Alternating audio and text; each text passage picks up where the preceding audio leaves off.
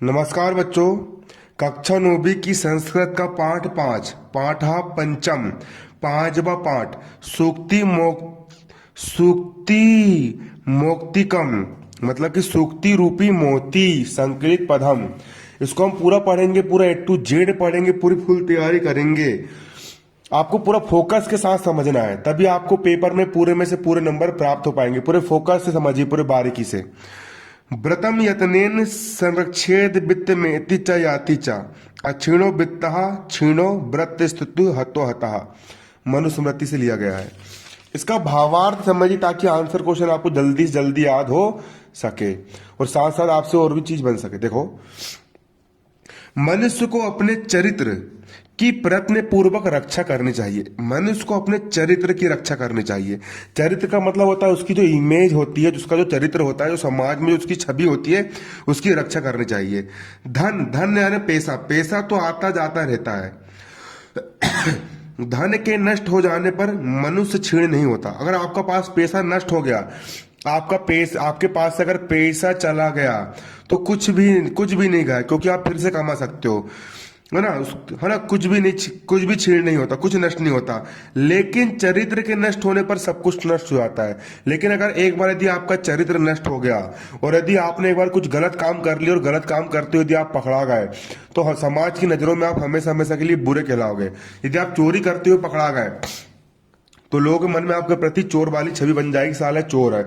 यदि आप भैया फालतू काम लड़कीबाजी करते पकड़ा गए, है ना कि नहीं, समझ में आ रहा है ना, तो भैया आप हमेशा हमेशा के लिए बदनामी आपके सर पर चढ़ जाएगी। इसलिए धन के जाने पर कुछ भी नहीं जाता, लेकिन चरित्र के जाने पर सब कुछ चला जाता है। अगला यहाँ पर आपको क्या है, देखिए यहाँ पर श्रूयता धर्म सर्वस्व श्रुतवा चेवा वर्धताम आत्मना प्रतिकूलानि परिशाम न समाचरेत। अर्थात धर्म का सार क्या है, सुनो। धर्म का सार क्या है और सुनकर इसका अनुगमन करो, मतलब कि इसकी धारण करना चाहिए। स्वयं को जो अच्छा ना लगे वह व्यवहार दूसरों के साथ नहीं करना चाहिए। कोई इंसान तुम्हारे साथ अगर मारा पीटी करेगा तो तुमको अच्छा लगेगा क्या? नहीं लगेगा ना। तो तुम दूसरों के साथ मारा पीटी क्यों करते हो मेरे भाई, है ना। खुद को जो व्यवहार अच्छा नहीं लग रहा है ना, वो व्यवहार दूसरों के साथ कहीं मत करो। कोई तुमको आकर के रेतू करके बात करेगा, तुमको अच्छा लगता है कि नहीं लगता है ना, तो तुम दूसरों से रेतू करके बात क्यों कर रहे हो, है ना। दूसरों के साथ वैसा ही व्यवहार करो जो तुमको अच्छा लगे, और दूसरों के साथ वैसा व्यवहार कभी मत करो जो तुमको अच्छा ना लगे। अगला, प्रिय वाक्य प्रदानेन सर्वे तुष्यन्ति जंतवः तस्माद तदेव वक्तव्यम बचने का दरिद्रता।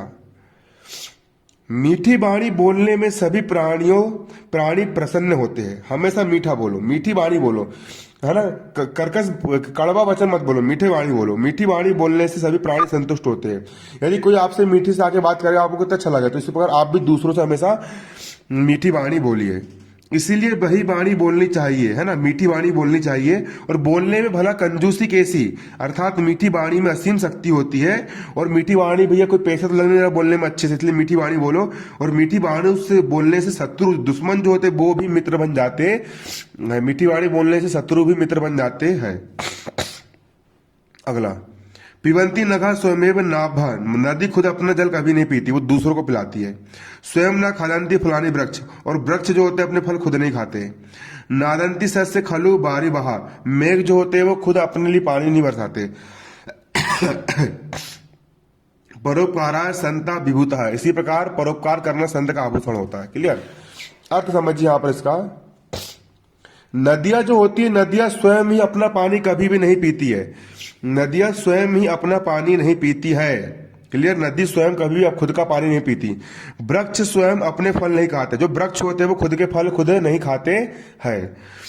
और निश्चित ही बादल भी जो होते हैं वो बरसते तो फसल पैदा होती है, तो खुद के लिए फसल नहीं खाते। इसी प्रकार जो सज्जन होते हैं वो अपनी जितनी भी संपत्ति जमा करते हैं वो खुद के लिए नहीं जोड़ते, बल्कि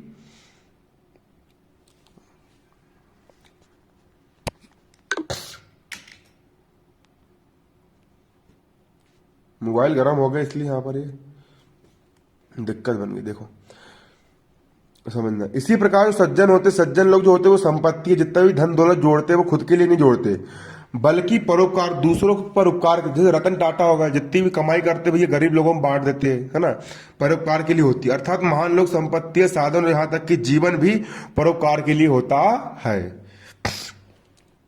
अगला, गुणेश बेभहि कर्तव्य प्रत्नः पुरुष सदा गुण युक्तो दरिद्रोडपि नश्वरे गुणास्मः। मतलब मनुष्य को सदा गुणों को ही प्राप्त करने का प्रयत्न करना चाहिए। हमेशा क्या प्राप्त करने के प्रयत्न करना चाहिए? गुण, गुण प्राप्त करना चाहिए। अच्छी क्वालिटी लाओ अपने अंदर, है ना, अच्छी चीज लेकर के आओ। गुणवान व्यक्ति, अगर यदि आपके अंदर कुछ गुण है, यदि आपके अंदर कुछ गुण है, आपके अंदर कुछ अच्छी क्वालिटी है, गुणवान व्यक्ति निर्धन होते हुए भी गुणों से ही, अगर गुणवान व्यक्ति भले गरीब भी रहेगा ना वो, तो उसको लोग अच्छा ही बोलेंगे, है ना।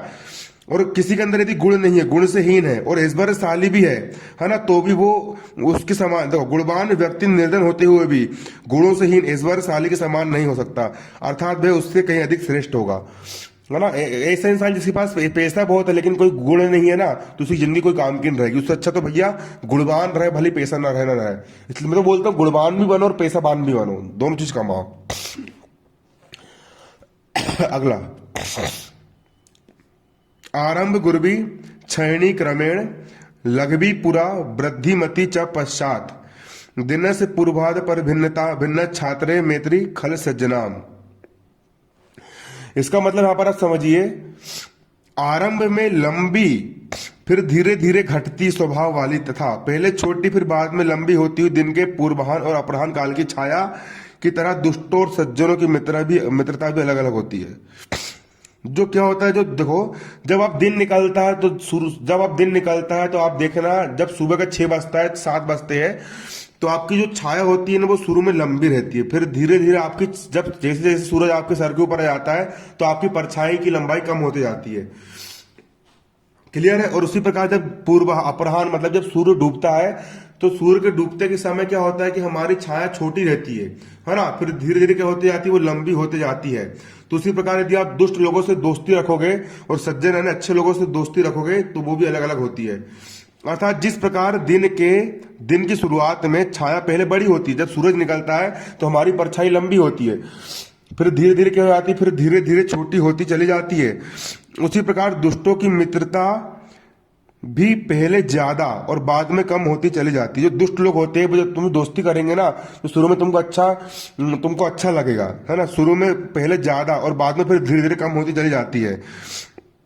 इसके विपरीत अपराह्न की छाया, शाम की छाया जिस प्रकार पहले थोड़ी छोटी होती है फिर धीरे धीरे बढ़ती जाती है, उसी प्रकार तुम अच्छे लोगों के साथ रहोगे ना तो पहले तुमको तुम्हारी मित्रता कम रहेगी, दोस्ती कम रहेगी, लेकिन धीरे धीरे फिर तुम्हारी दोस्ती प्रगाढ़ होती चली जाएगी, मतलब कि बढ़ती चली जाएगी। अगला,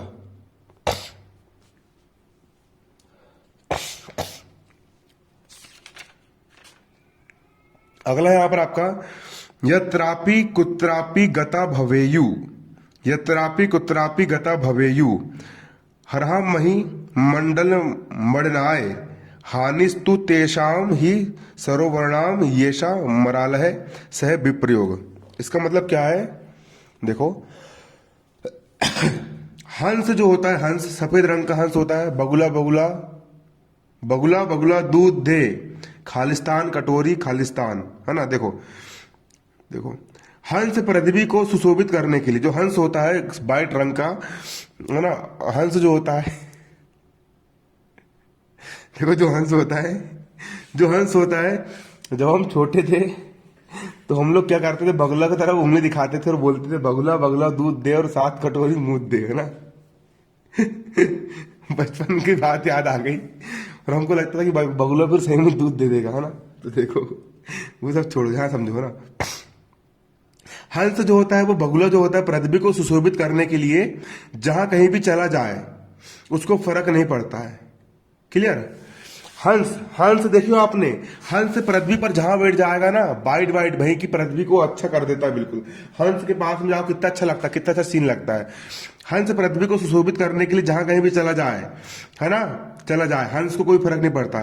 पर हानि तो उन तालाबों को होती है जिनके साथ हंसों का उपयोग होता है। मतलब हंस यदि किसी तालाब में जाकर के बैठ गया, तालाब की शोभा बढ़ गई, लेकिन जैसे ही हंस वहां से उड़ जाएगा तो तालाब बिल्कुल सूना सूना हो जाएगा। मतलब कि हानि किसको होती है, तालाब को होती है।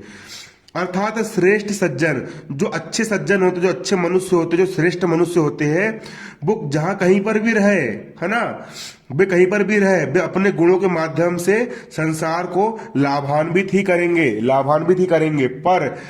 पर जो सज्जन होते, सज्जन जिस स्थान से चले जाते हैं, वह स्थान निश्चित ही उनके लाभों से वंचित रह जाता है। इसलिए सज्जन बनने का प्रयास करना चाहिए। खुद को ऐसा बनाओ कि तुम जहां चल जाओ, खुद को ऐसा बनाओ कि अगर तुम जिसके साथ रह रहे हो, है ना, तुम्हारे जो दोस्त है, तुम जिस जगह पर रह रहे हो, वो लोगों को तुमसे कुछ ना कुछ चीज मिलना चाहिए, तो वो लोग तुम्हारे रहने से उनको बहुत कुछ लाभ होगा। और जिस दिन तुम उनको छोड़ करके जाओ, तो वो लोग तुमको फर्क नहीं पड़ना चाहिए, लेकिन सामने वाला जो रहेगा, है ना, उनको वो होना चाहिए, है ना। अगला यहां पर हम देखो ना, गुणा गुणगेषु गुणा भवंती तेन निर्गुणम प्राप्य भवंती दोषा आस भाग होता प्रवंती नगहा समुद्र माशाघ भवंत पेहा।